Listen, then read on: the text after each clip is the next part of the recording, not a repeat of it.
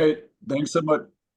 Thanks so much, Aaron. And I wore a pink shirt today, but it was not on purpose. Someone said, "Did you wear it for Valentine's Day?" And I actually got this shirt for Christmas and hadn't worn it yet, so I pulled it out of the closet. But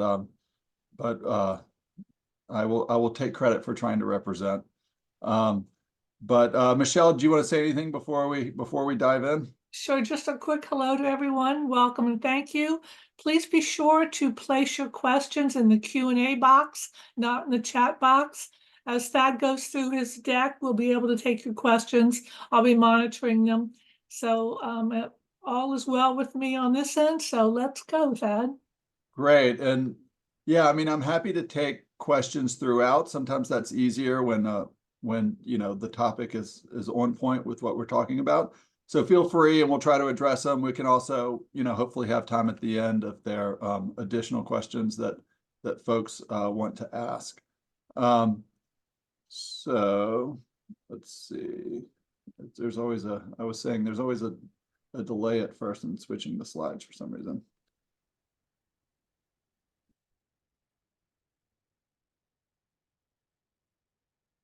There we go. So today we're going to have a similar format. If you've joined us in the past, a similar format to what we normally do. We're going to talk about what's happening in Congress right now. There's a tax bill that is moving through, hitting some bumps in the road. So we will talk about what's going on with that and what's included in that bill. We'll also give an IRS update, lots of initiatives and things happening at the IRS, obviously, beyond just the normal tax season. And then we'll end with just sort of a recap of what we're seeing with the elections and what's going on now that election season is upon us. So what's happening in Congress? Just a quick timeline. So in November of last year, we had a number of things kind of at the end of the last year. One was the FY24 funding kept getting punted. So we did have in November continuing resolution. Basically, it was when we had a fear of a shutdown, and that got pushed until January. But we also, related to the IRS, had the 1099-K reporting delay. Working on some kind of solution around that had been a priority for NAEA. It was one of our legislative priorities at our fly-in last year. That's the $600 threshold where it was going to go for online payments like Venmo, Cash App, Uber, things like that. The threshold was going to go from $20,000 to $600 in just one transaction for having to file a 1099-K. So that got delayed by the IRS on November 21st. We're going to talk more about that later in the presentation. On the funding front, we had another continuing resolution passed on January 18th. That allowed for us to avoid another shutdown and for the government to continue being funded. But that deadline is coming up on us March 1st for the appropriations bills, which is agriculture, transportation, energy and water, and the military construction are expiring. And then on March 8th, the other 8 bills are expiring, which includes IRS, Treasury, and every other agency. So we are going to have another sort of countdown to a potential shutdown. Don't think it'll happen this time. We'll talk more about that. But we do need to get the government funded again. And then September 30th will be the end of the fiscal year. The funny thing about this year is we're already halfway through with the fiscal year, but we still don't have an FY24 funding bill. So we are very late in the game. And then November 5th is election season, and we'll start, being in the heat of that way before November, obviously. So that's going to dictate a lot of what happens in Congress this year. So back to the budget stuff. There are a couple things Congress has to do every year. One is authorize major programs when they're expiring, and the other one is fund the government. And they've really struggled with funding the government this year. And so they've passed a series of these continuing resolutions that basically allows the government to stay open and be funded at last year's levels while they still work on this fiscal year. And so that's in the works right now. They are currently negotiating in the House and in the Senate, trying to get a comprehensive bill that they can pass by that March 1st and March 8th deadline, and avoid a shutdown, and ideally avoid having to do another continuing resolution, because it's hard for agencies to operate just at last year's funding levels, because they need kind of to have the flexibility for things that change. But specifically to the IRS, for FY24 appropriations, the House bill has $11.2 billion for the IRS, which is a $1.1 billion cut. And the Senate bill has $12.3 billion, which is about the same as fiscal year 23. Obviously, the IRS, as all of you guys know, has been very divisive in Congress. Republicans have advocated for less funding, while Democrats have generally advocated for more funding. And so, I think it's going to shake out somewhere probably between those two numbers. I wouldn't be surprised if we see a slight cut for the IRS, but hopefully not anything too significant. And that's something that NAEA is always advocating for. And then, of course, there was the $80 billion in the Inflation Reduction Act, which was for the modernization efforts. And originally as part of the debt ceiling deal that McCarthy and Biden struck, they said they were going to reduce that by $20 billion over 2 years. So it was going to take $10 billion in FY24 and $10 billion in FY25. IRS would still have $60 billion for modernization. But as part of this last CR negotiation in January, Republicans wanted to speed that up and get all the $20 billion. No additional money would be taken away, but it basically would be taken away quicker. And Democrats agreed to that. So the new framework that they're currently negotiating, and we'll see if that gets passed in March, would take the $20 billion from the IRS all this year. And so essentially the $80 billion that IRS is working on becomes $60 billion. And so that's another thing we're tracking. I think $60 billion is still enough to get a whole lot done at the IRS. But one thing that we want to make sure is that $60 billion doesn't get reduced again. President Biden, at least, has said he doesn't want to reduce it anymore. I think most Democrats feel that way. And so we'll be watching that closely. So a shutdown threat, whenever we get to the end of these deadlines, there starts to be grumblings of a shutdown. It's especially concerning during tax season. The IRS has two shutdown plans. One was for before January 1 and one was for after January 1. And after January 1 is normally a lot more significant staffing, because they can say, it's vital during tax season to have have more staff. But regardless, a shutdown would not be good. We don't really expect to see a shutdown. I think everyone's kind of tired of that story. But that being said, the Senate just left yesterday morning, and they are out until the 26th of February. They're basically out the rest of this week, and then all next week they have a President's Day recess. And then the House is in for a few more days, and then they're out next week. And so we don't have both the House and the Senate back until February 26th. And they basically have those 2 dates until March 1st and March 8th to get all of this done. Now, of course, work's being done right now, but Congress never leaves them themselves a lot of time or cushion when it comes to getting these big funding deals done. And so we could start to hear rumblings in the press again towards the end of February about, will there be another shutdown? I know there's lots of policy disagreements between the House and the Senate, and obviously between Democrats and Republicans about what's going to ride on a comprehensive appropriations bill. And so we'll see, if they're able to come to agreement. The other option would potentially be just having a year-long CR, just saying we're going to fund everything at the the FY23 level. For the IRS, generally that wouldn't be that bad because IRS was not expecting an increase this year. They did have some things in the debt ceiling deal that said everyone would get an automatic cut. I think it's a 1% cut if that happens. And so on the defense front and other fronts, folks would like to avoid that.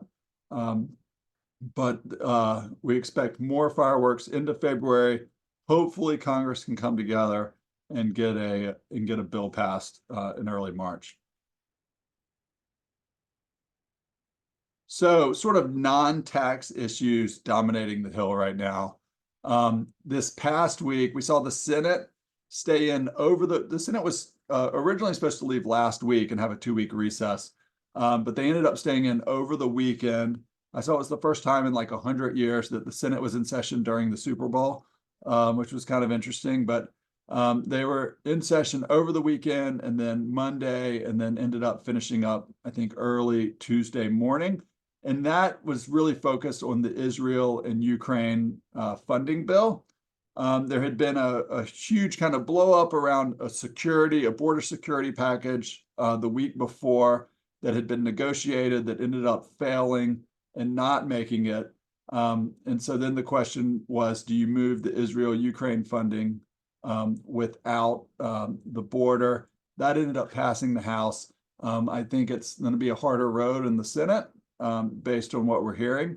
But that's taken up a lot of oxygen on the Hill, just these overall security packages, everything that's going on, obviously, in Israel and Ukraine, and also at the border with Mexico. And then another one I have on here is FAA authorization. That's Federal Aviation Administration, which does all air travel and planes. That authorization runs out March 8th. And so that's another one that Congress is trying to get done before March 8th, or they might have to punt it down the road for an extension. But everything going on with Boeing and flight safety in general, that's been a major topic, and there's been lots of disagreements around that. And so I wanted to have this slide because it kind of puts into context as we start talking about the tax bill, some of the things that the tax bill is competing with. We thought we were going to hear a lot about the tax bill last week, but it ended up being all Israel, Ukraine, and border security. And so there's some sort of major, international issues that some of these other issues are competing with. So tax extenders package. This is something we've been tracking and sort of waiting for a long time to see what would develop in the tax space, how it would impact taxpayers and obviously tax professionals.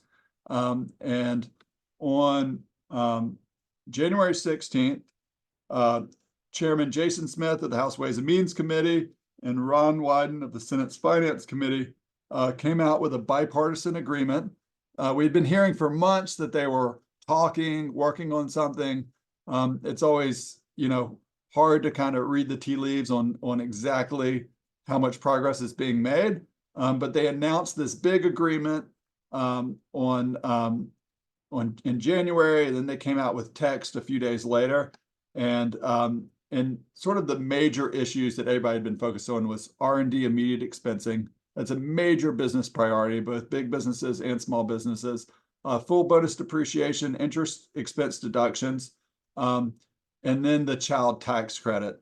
And I'll just say on the R&D immediate expensing, the full bonus depreciation, and the interest expense deductions, those were actually pay-fors for the 2017 Tax Jobs and Tax Cuts and Jobs Act that President Trump passed.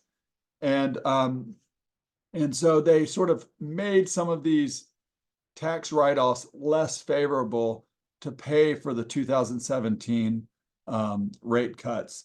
But they didn't have them phasing in until this year. And so people were starting to feel that pain of those less favorable tax provisions being phased in. And so there was a lot of noise about, we need to fix this. We don't need these provisions to phase in. And so those were kind of the business bucket. And then on the child tax credit, there was an enhanced child tax credit, as everyone will remember, during COVID, where those benefits got a lot more favorable. Those expired. And so there had been a big push by Democrats to enhance those child tax credits again, make them more favorable for families. So I'm going to take sort of, the interesting thing about this tax bill, it's got some major policy, but there's not that many sections or different provisions. It's relatively limited. And so we kind of broke it down by what are the major buckets in this bill, and I'll walk through those. But the enhanced child tax credit is sort of the centerpiece and would obviously impact the work that you guys are doing as EAs in terms of who you're doing taxes for. So it expands access to the child tax credit, phased increase to the refundable portion of the child tax credit for 23, 24, and 25, and eliminates the penalty for larger families. There's a 1-year income look back, which provides more flexibility. If folks don't want to use the current year, they can use the prior year. This caused some controversy in some circles. And then there's some inflation relief as part of it. One question that has come up is, obviously we're already in tax season.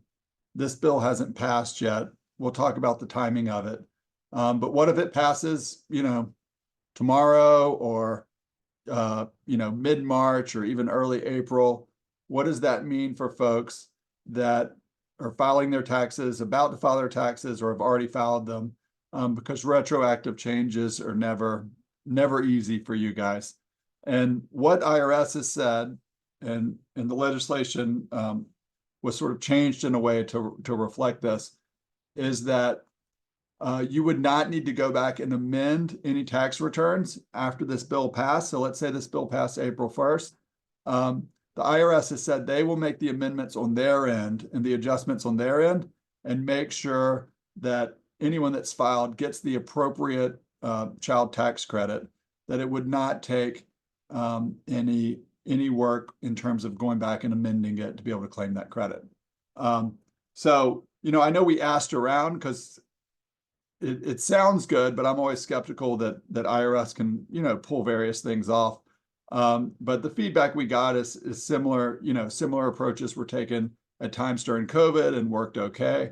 But if folks have concerns or feedback on that, we'd be interested. But that's the current message. What IRS is telling people is file your taxes now. Don't wait around to see if the bill passes. File them now, and then adjustments will be made accordingly. In terms of the business-related tax extenders, there's the R&D expensing. I'd say that's the biggest one, and basically allows for immediate expensing as part of the Tax Cut and Jobs Act of 2017. The Pay For said, instead of allowing you to take it in 1 year, we're going to make you phase this out over 5 years. And this says, no, you can keep doing immediate expensing where you can take it in the same year. Interest deductibility, that was sort of gradually being phased out as well, to just not being as favorable. And so this continues to allow you to be able to write off interest. And then 100% expensing on machines, equipment, vehicles.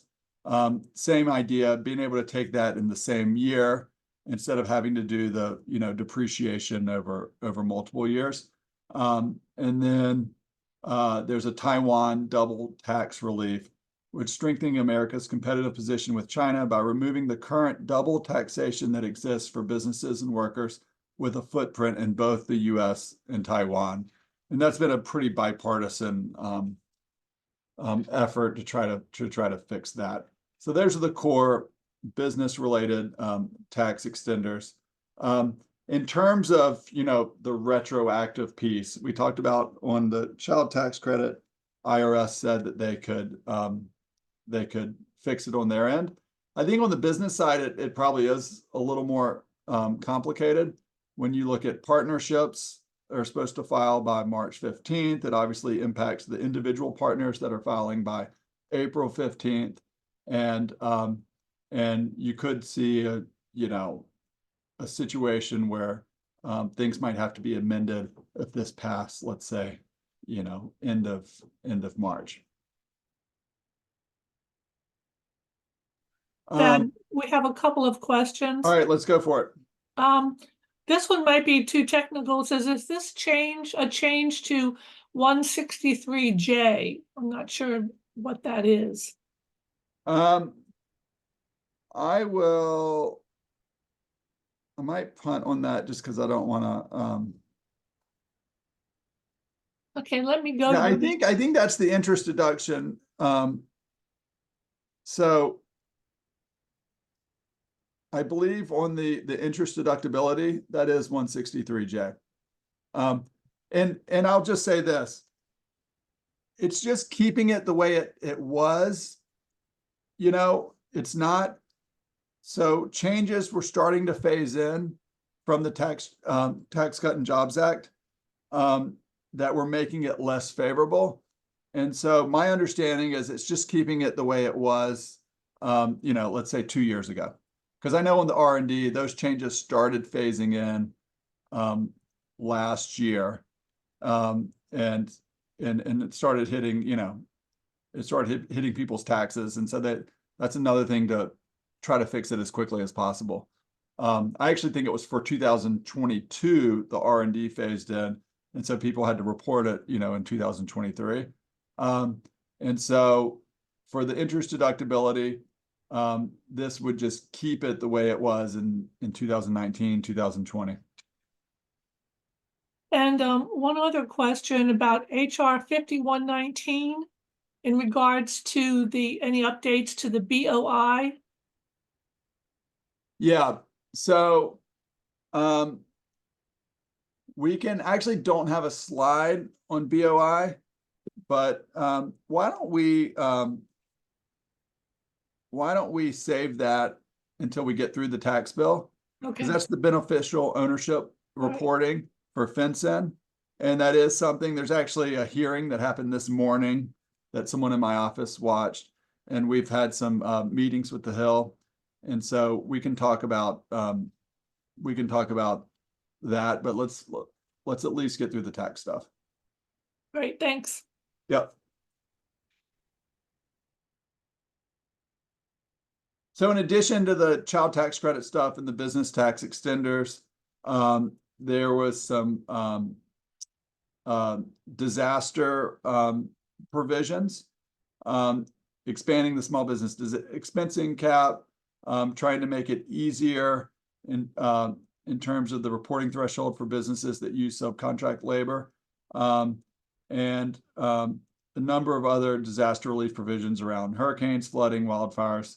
And so that was something. There were a few members, especially a few members like Mike Thompson from California, with all of the flooding in his district, had been pushing some of these disaster provisions. So if folks are interested in those, we can get you more detail. And then there were some housing tax credits as well, enhancing low-income housing tax credits. That was initially not really in the mix, although it's been a big priority in the Senate for Senator Wyden, Senator Cardin, others this year. And they ended up being able to get some of the low-income housing tax credit enhancements to be part of this bill. And then the employee retention tax credit. So, one question with the child tax credit and these business provisions, it's how are we going to pay for this? Tax bills aren't always paid for. Sometimes they pass them, without sort of cutting in other places. But with the sort of, political makeup of Congress right now, there are definitely some members that are really want to make sure they pay for any legislation.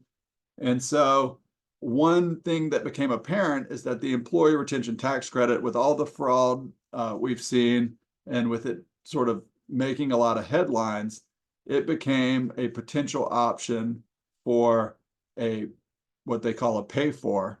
And so they started running those numbers, and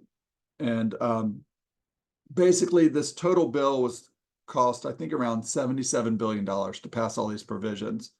And the Joint Committee on Taxation came back and said, if you ended ERTC early, if you ended it on January 31st, 2024, it would raise $70 billion. And so basically that many folks, that would have gotten the ERTC after that date, would have filed for it after that date, will not get it. And so that became the pay for this piece of legislation. And so if you remember with ERTC, there were 2 years. There were the 2020 ERTC, and then they ended up having it for 2021 with a little different rules that came later in the later piece of COVID legislation. And you obviously have 3 years to amend any tax return. And so for the 2020 ERTCs, they had until April 15th, 2024 to file. And then for the 2021 ERTCs, you have until April 15th, 2025 to file. What this bill would do is say you cannot, it would bar any additional claims after January 31, 2024. And you might say, well, we're already after that date. What happens if the bill passes tomorrow? I think if the bill passes tomorrow, anything filed after January 31, 2024 would not be considered by the IRS. The further we get, if this thing gets months, down the road, whether they reconsider that date is still an open question. But I think right now, they're not messing with the January 31st date, because that's how they raised the $70 billion to pay for this bill. There's also a feeling by many on the Hill, not by all, but many on the Hill, is, hey, folks have had 3 years, more or less, to apply for the ERTC. If you haven't applied already, do we really need to be concerned about people that want to keep applying or apply next year? And so, but other people is like, this isn't fair to small businesses to end this program early. But anyway, that provision is in there. There's also some additional enforcement provisions. It would increase the penalty for aiding and abetting the understatement of tax liability by an ERTC promoter. So basically, it's going after the ERTC mills.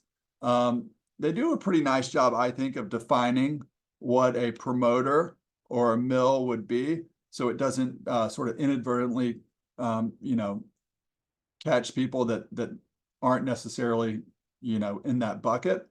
And so there's additional penalties for those. But we will, in terms of this, obviously this has to be signed into law for this to go into effect. So right now, IRS is still moving ahead, processing ERTCs at a very slow pace, but they're still doing it. And then if this legislation passes, they would have to say only things filed before January 31st will be considered. Any questions on that? Okay. So where does the bill stand now? It passed on January 31st in the House with an overwhelming vote, 357 to 70. If folks followed before that, the proposal came out. There was a lot of mixed feelings. The House Freedom Caucus, which is the conservative members of the House of Representatives, were not necessarily in favor. There were folks in the SALT group that wanted a higher cap on state and local tax deductions that were upset that was not included. You had Senate Republicans speaking out saying, we didn't really have a seat at the table here. This was really a deal between Senate Democrats and House Republicans, being Ron Wyden and Jason Smith. And so It was not clear if this thing could even get through the House. Speaker Johnson was kind of withholding judgment at first, but then it went to the Ways and Means Committee, and it passed overwhelmingly. I think it was 42-3 or something like that. It passed out of the Ways and Means Committee. Every Republican voted in favor of it. And so it had some real momentum coming out of the House Ways and Means Committee. Speaker Johnson was still sort of hearing out the different groups that were upset about SALT. Some didn't want to give President Biden a big victory during an election year by passing a tax package. But they ended up putting it on the floor on January 31st in what they call suspension. So you have to get 2/3 of the vote. It allows you to do it quickly, but you have to get 2/3 of the vote in order to pass. And it overwhelmingly passed, 357 to 70. And then it went over to the Senate. And so while Senate Republicans had expressed some concern about we didn't really have a lot of say and we might want to change some of these provisions, especially around the child tax credit, put more protections in there to make sure it's not going to illegal immigrants, things like that. There was, looked like there was going to be a fair amount of momentum coming out of the House. And with R&D and some of these hot ticket items that the business community was really pushing, I was wondering, is the Senate going to be able to hold this up, or is it just going to be, overwhelming momentum? But and I'll go to the next slide. When it got to the Senate, they were kind of in the heart of this Ukraine, Israel, and border security debate. And that was really taking up all of the oxygen. And then you had Senator Crapo, who's the ranking member on Senate Finance Committee, said, we really want to have our say. We would like to amend this bill. We would like to mark it up. We're just not going to take, what comes to us. We have to be able to weigh in. And Senator Wyden, meanwhile, was like, I don't necessarily want to open this up to amendments because it could, lead to all kinds of stuff. So anyway, the focus last week and early this week was really on the Ukraine-Israel stuff. They did not do anything on the tax bill. It's unclear kind of what behind the scenes negotiations have been going on. But now they're leaving for 2 weeks. And then they come back and they've got to fund the government. They had initially said they wanted to pass this bill by, I think they said January 29th. So essentially when tax season started, they, ideally wanted to get this bill passed. And then it was sort of, all right, with April 15th and be here before we know it, we need to pass this as soon as possible. Well, there's a lot of other distractions, disagreements, and everything else. And so I think it's still yet to be seen. I mean, this could get resurrected. They could come back in March, deal with the budget, and then strike a deal where they have a few amendments and push this through. I think that's still very likely. But it could also just, as the House likes to say, die in the Senate. It's harder to get things done in the Senate if you don't have total cooperation. And if there are a few senators that would like to block this, some senators even went on the record that said, let's wait till 2025. We might have Republicans might be in the majority then. We might have a Republican president. Why give Biden this victory now? And so we'll have to see how it shakes out. I think it's, I hate to say 50-50, but it really could go either way at this point, whether it catches some momentum and passes or dies in the Senate.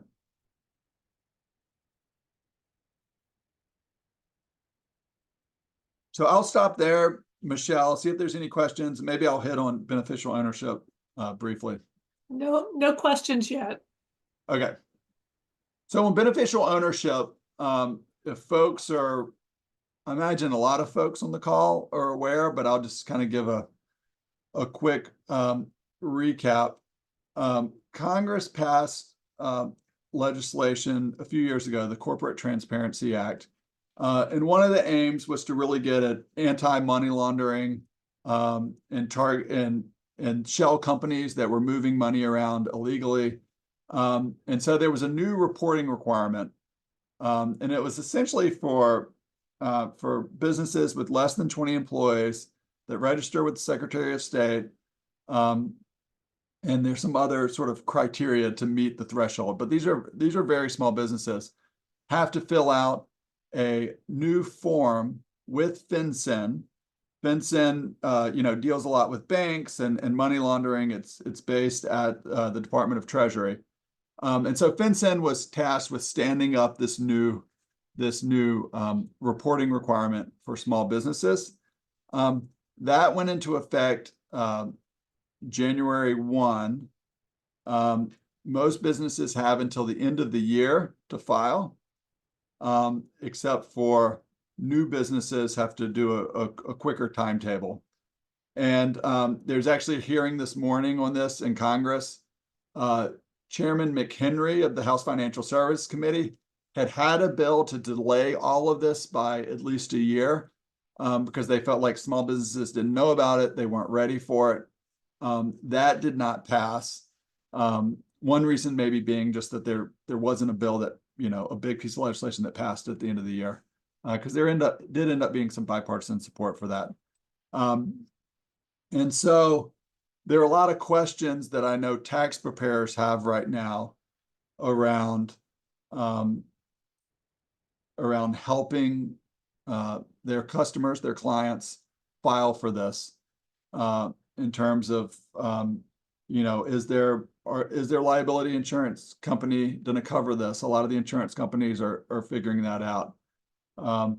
There were questions initially around, is this the practice of law? Well, no state bar associations have come out and said that that's the case. It's a pretty basic form, especially if you have one or two owners of the business. You report the beneficial owners, you report some basic information about them, their address, their date of birth. You have to have a copy of their driver's license. It gets a little more complicated when you get into the control issues about, is there someone that's not a beneficial owner that has control over the company, or are there multiple beneficial owners? And then there's a certification on the form that basically says, everything there is true and correct.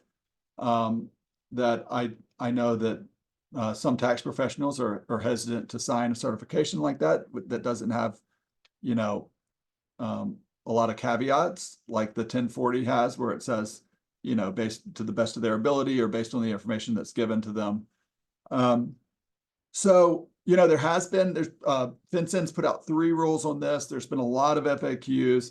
There's been a lot of guidance, but I think there's still a sense that there could be more. There's a small business compliance guide, but there's definitely a sense that there could be more information on this, better guidance to tax professionals on how you help your clients, fulfill this requirement. And the penalties are pretty stiff, and the penalties can apply to both the tax professional that helps as well, or the third party, I should say, that helps the person fill out the form, and to the business owner. And I think it's $500 a day for non-compliance, up to $10,000. So obviously, if you're a firm with just a few employees, that's a lot of money. And so, this is something that we have been engaged with. We've been talking to the Hill about the need for sort of more clarity, especially for third-party individuals and tax preparers that are helping small businesses comply with this, as well as just education around it. And so I'm trying to think of anything else. I mean, I think it's kind of a work in progress. FinCEN, we had a meeting last month at the IRS. They did have someone from FinCEN speak. There was a lot of frustration that there wasn't better information, and so they've promised to have them come back. And then the Hill has heard our concerns about, it would be great to have additional information. In terms of legislation passing, I don't see anything, with the current environment in Congress, and sort of mixed feelings. Most people support the underlying goal of this requirement in terms of stopping stopping money laundering. And so I don't think that we're going to see any legislation pass, but I could see us getting more guidance or clarity out of FinCEN. And then I think also the legal community and the insurance companies are starting to get their hands around this in terms of, all right, is this going to be covered? How are we going to handle this? So anyway, that's a long way of saying we are on top of this issue. It's sort of evolving as we speak, but we do know that there are concerns from the tax preparer community. Before you move on to IRS modernization, Yep. we've got a couple of questions about the state and local tax. Okay. Increasing the cap to $20,000. Yep. So I'm actually glad you asked that, because I meant to mention there's a bill on the floor today on state and local, and that might be specifically what you're referring to. So I said that there were some upset members, especially a lot of the New York moderates in Congress, Republican moderates, that have been pushing for this for a long time. You also have members from New Jersey, Illinois, California, some other place that have been pushing to raise this $10,000 cap. And it did not make it in the tax extenders package, but Speaker Johnson promised, and he had to do this basically for them not to revolt, but promised he would have a separate vote on the SALT issue. And so the first vote is today. It's on the rule, which is basically the procedures that will set up a final vote in the House. And it's just for 1 year. So some people are calling it a gimmick or something, but I think the thinking maybe is it'll get you to 2025 when there's going to be a lot of tax provisions expiring. And yeah, my understanding is it doubles it from 10,000 to 20,000 and takes out what they call the marriage penalty around SALT. And so in terms of its likelihood of passing, I'm not sure if it's going to make it out of the House or not. There was it wasn't totally clear. There is a lot of support. Some people don't like that it's 1 year. There's some variations there. But if it does make it out of the House, I think it's unlikely to move quickly in the Senate. The thinking has been it's probably dead when it arrives in the Senate. And so because there are enough members, it's not as high of a priority in the Senate right now. And it is expensive to fix this.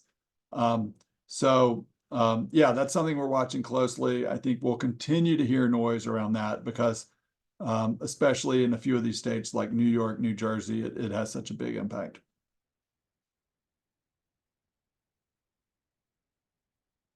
All right.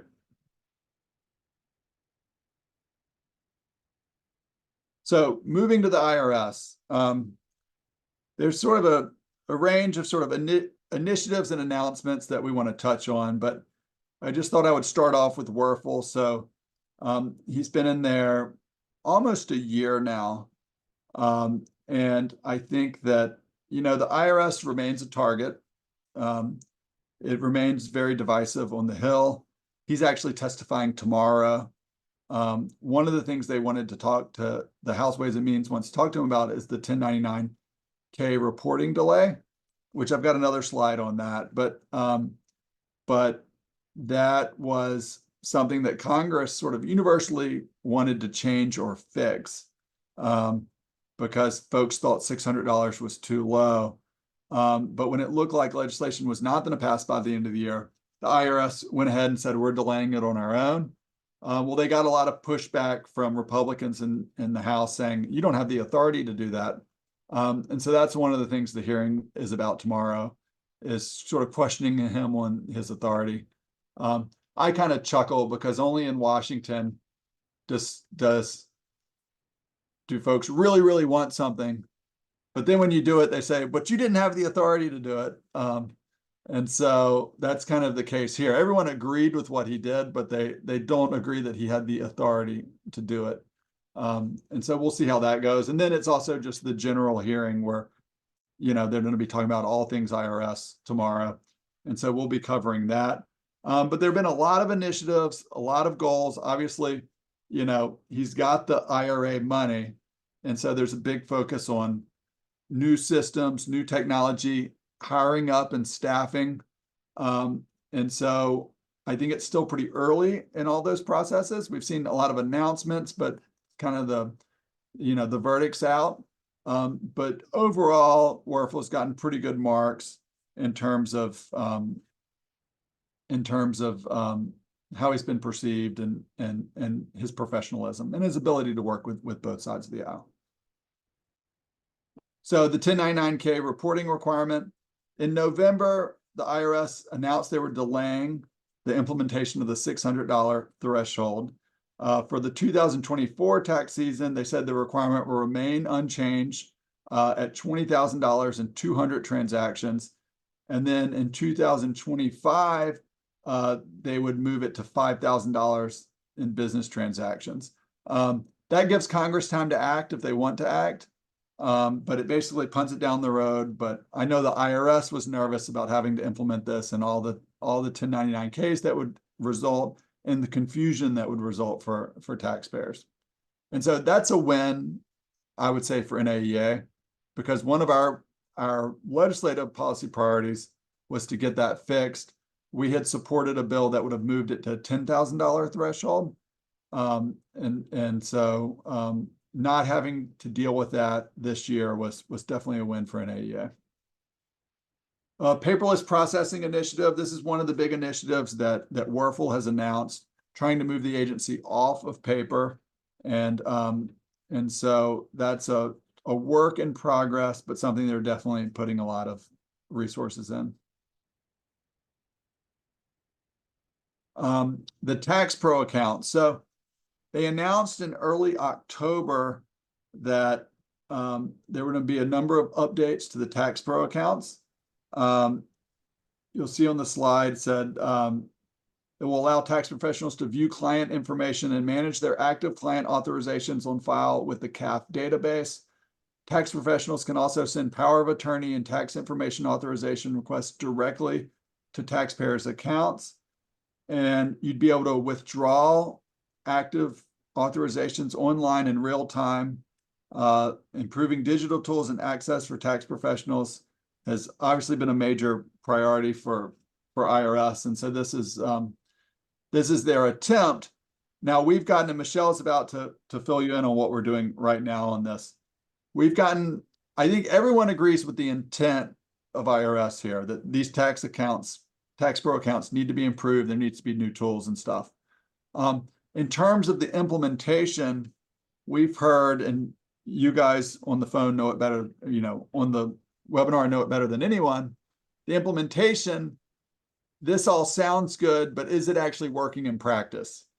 And we've heard there's a lot of glitches, there are a lot of issues, that it's not necessarily working in practice.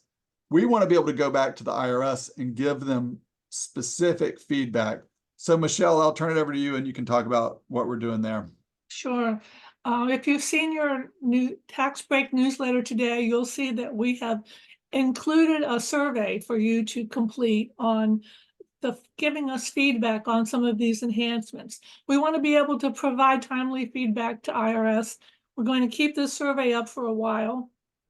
We're going to post it in e-alert on Friday, and it will also be posted on the website.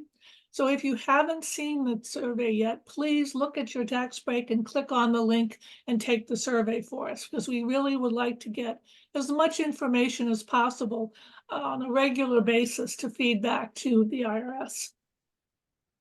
And I do think the IRS's heart is in the right place here, but they have not done the beta testing or sort of due diligence up front to make sure these things really work well. And so you guys end up being the guinea pigs. And so we want to be able to go back to them with specific feedback of, hey, this is not working, or these are the areas that are working, these are the areas that aren't working. And so hopefully we can improve this and make it actually worth your while to use some of these new tools. So ERTC, I know some folks love to talk about ERTC, other folks are tired and over it. And so I won't won't beat a dead horse, but I will say that this continues to be a major issue and priority for the IRS. Yesterday, they put out this 7 warning signs an ERC claim could be incorrect. It's too many quarters being claimed, government order that that doesn't qualify, too many employees and wrong calculations, businesses citing supply chain issues that are a stretch, businesses claiming ERTC for too much of a tax period, businesses didn't pay wages or didn't exist during the eligibility period. So, you know, these promoters saying there's nothing to lose. I got a call. I might have said this on the last one, but I got a call and was talking to the guy, and I was like, I don't think I qualify. I just wanted to hear what they had to say. And they said, well, did you wear a mask? And I said, yeah, but my revenues were up, and you know, I didn't have any government shutdowns. And they said, but did you wear a mask? And I said, yeah, does that make you qualify? And they said it could. And so, you know, it's trying to these promoters have been very aggressive in trying to address that and sort of educate, you know, your clients on what their options are if they maybe, you know, filed for one of these and did not qualify. And there are 2 things that that I think you guys are aware of, but that I'll mention. There was the early withdrawal, or the withdrawal process that IRS rolled out, and that's if someone has a pending claim and they realize they didn't qualify, or they don't want to claim it, they can withdraw it before it was paid to them. And then the other one is if they've already been paid, but they realize, hey, I shouldn't have gotten this. There's the voluntary disclosure program. And I added that last line at the bottom. But basically that's until March 22nd. If folks voluntarily disclose that they shouldn't have gotten this, they only have to pay back 80% of the money. And so that's to incentivize folks to do it before March 22nd. It also is to cover, a lot of times these promoters or mills took a big cut. And so, you know, it might not have been affordable for folks to pay back the whole thing because they didn't get the whole thing to start with, the whole amount. And so they're really making a big push for March 22nd. And then they're also, you'll see, they announced on January 25th, they're doing these educational sessions for tax professionals. That's out of the criminal investigation unit. And they've got those around the country. And I think they're visiting firms as well, basically trying to educate folks on, you know, this big crackdown around ERTC.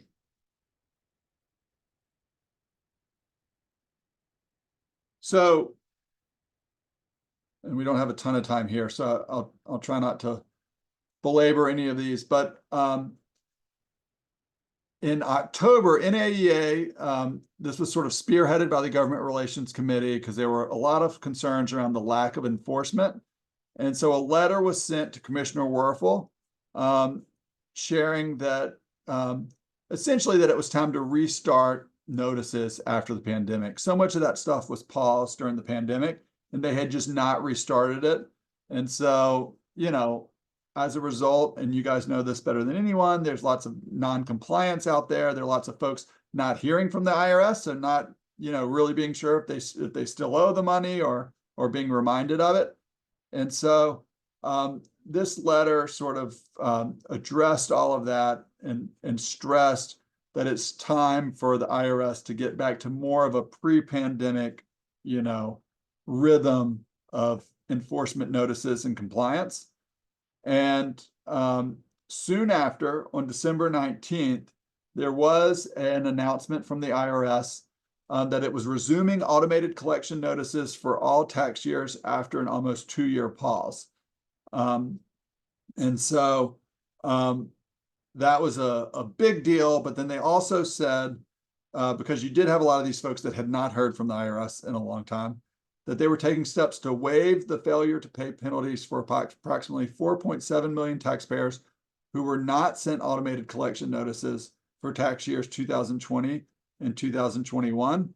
And so providing some relief for folks that were not in compliance for tax years 2020 and 2021. NAEA sent a follow-up letter. We thanked the IRS for their prompt action and sort of announcements around the failure to pay collection notices. We did ask for clarity on a couple of points just about how they were running this program. And then also for further clarification around failure to file, because their announcement was really on failure to pay, but we know that failure to file is another issue that's out there. And so there's been you know, a lot of work, especially the Government Relations Committee, on this issue about trying to get the IRS back to a more of a normal rhythm when it comes to enforcement and compliance, and making sure taxpayers are getting those notices and being held accountable. And I just have one slide on this, but we thought since it's an election year, we might as well touch on what's happening. The presidential, everybody knows what's happening there. You don't need to hear it from me, but it looks like it's probably going to be Biden versus Trump, unless some unforeseen, you know, factor comes about. And you know, it's going to be the first rematch election in 70 years. And then in the US Senate, so Democrats currently have a 51 to 49 majority. So the narrowest of majorities in the US Senate. But Democrats have a tough year this year because they have a number of members retiring. Some of those members from tough states like West Virginia. And then and there are disproportionately more Democrats that are up for re-election and that are retiring. And so you've got tough races or close races in Ohio, Arizona, Pennsylvania, Montana, Michigan. I'm sure I'm missing a few. And so I think most people that handicap it said if you had to say today, Republicans would maybe take the majority by 1 or 2 seats, kind of based on how things are looking for the Senate races. Of course, you know, there's a lot of factors, and those predictions don't always shake out. But that's sort of the dynamics there. And then in the House, it's sort of the opposite. So obviously Republicans have a slim majority right now. There was a special election last night in New York for George Santos's seat, and Congressman Swazi, who was in Congress, was on the Ways and Means Committee, left to run for governor. That was when Santos won that seat. Won a special election, so he's back. So that seat went back Democratic. So once he's sworn in, there will be 219 Republicans, 213 Democrats, and 3 vacancies. And so that's basically a 2-3 vote swing. So if 3 votes go from, Republican votes end up voting with Democrats, then that could break a bill. And so, very narrow margin. You've got redistricting. And so there's some new Democratic seats. You've got one in Alabama, one in Louisiana. So there are redistricting implications all around the country.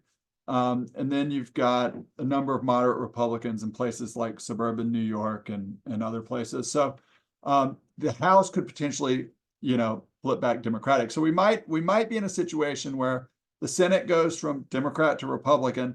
The House goes from Republican to Democrat. Who knows what's going to happen with the White House at this point?